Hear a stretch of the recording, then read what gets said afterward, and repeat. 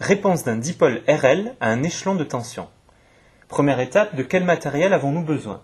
Une pile de force électromotrice 4,5 volts, un bouton poussoir, une bobine d'inductance L et de résistance petit r, une carte d'acquisition, un ohmmètre et enfin une résistance de valeur 22 ohms. Sans oublier notre logiciel Generis 5+ pour visualiser les résultats. Dans un premier temps, nous allons mesurer la valeur de la résistance petit r de la bobine en réglant le ohmmètre sur le calibre 200 ohms. On branche les deux bornes extrêmes de la bobine sur la borne COM et ohm de l'ohmmètre. La valeur de la résistance petit r s'affiche. Elle vaut 8,6 ohms. Donc résistance de la bobine, 8,6 ohms. Hein. La règle d'or maintenant pour effectuer un beau montage électrique. Cette règle d'or consiste simplement à disposer les éléments exactement comme sur le schéma. Donc nous avons bien la pile, le bouton poussoir, la bobine à laquelle nous retirons les fils, la résistance et sur la droite la carte d'acquisition. Ensuite on branche la borne plus de la pile au bouton poussoir, comme ceci et de préférence avec des fils courts. Et on fait de même avec l'ensemble du montage. Voilà, le branchement est complet. À noter simplement que la tension aux bornes de la bobine est envoyée sur la voie 1 de la carte d'acquisition et que la tension aux bornes de la résistance est envoyée sur la voie 2 de la carte d'acquisition. Paramétrage de Generis 5+. Première voie, il s'agit de la tension UB. Donc, on va écrire dans grandeur, tension UB. Tension aux bornes de la bobine.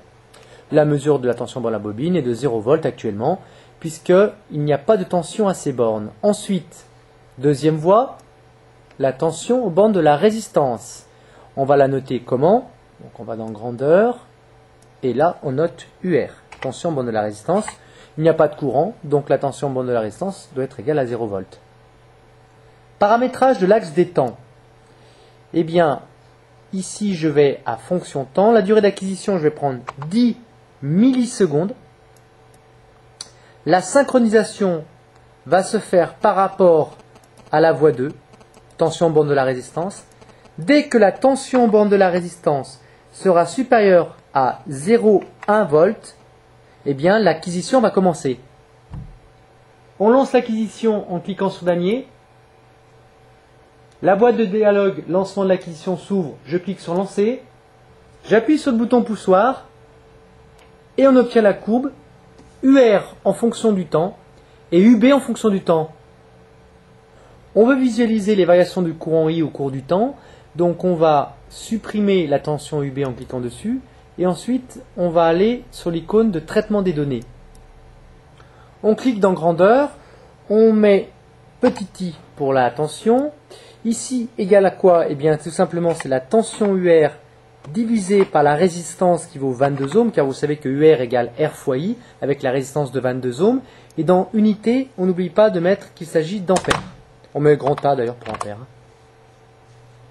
Ensuite, on clique sur le bouton recalculer en bas à gauche de l'écran. L'ordinateur va recalculer les valeurs du courant I au cours du temps. La courbe représentant les variations du courant I au cours du temps est visualisée. Le problème, c'est que l'unité est en volts. Il faut donc changer ceci, puisque vous savez qu'un courant, son unité est en ampères. Je clique bouton droit en me mettant sur l'axe des ordonnées et je vais choisir ampères. Voilà, donc on a I qui s'affiche en milliampères et on voit donc que le courant varie de 0 ampères jusqu'à une valeur maximum qui vaut environ 150 milliampères. Deux régimes ici. Le premier régime, c'est ce qu'on appelle le régime transitoire. Le courant I évolue ici au cours du temps. Et ensuite, on arrive à un régime permanent avec I égale I max. Il ne nous reste plus que maintenant qu'à calculer la valeur de la constante de temps taux du circuit. À T égale taux, on sait que le courant I vaut 63% de la valeur maximale. 63% de 150 mA, ça fait à peu près 0,94 ampères, 0,094 ampères ou 94 mA. On clique sur outil, on clique sur pointeur. Le pointeur s'affiche. Donc on voit les coordonnées des points qui s'affichent en bas de l'écran. Alors je remonte jusqu'à 0,094, voilà, c'est bien. Donc le temps T correspond à 0,014 ou 142 secondes. Ce fameux temps T, c'est tout simplement le temps T égale taux. On va modéliser les variations du courant I au cours du temps. Donc on va sur l'icône modélisation. La grandeur à modéliser, c'est bien I de t en ampères, évidemment. On utilise le modèle prédéfini exponentielle croissante parce que le courant I a l'allure d'une exponentielle croissante. Tout de suite dans les paramètres, il est affiché la valeur 0,15 ampères, évidemment, c'est la valeur maximum. Et puis le temps tau qui est égal à 0,016 secondes environ. Et nous, on avait trouvé 0,014 secondes avec la première méthode. Donc on trouve quelque chose de similaire. On va pouvoir maintenant déterminer la valeur de l'inductance de la bobine. C'est à toi, Julien? Oui. La constante de temps tau est égale à l'inductance grand L sur la somme des résistances, grand R plus petit r.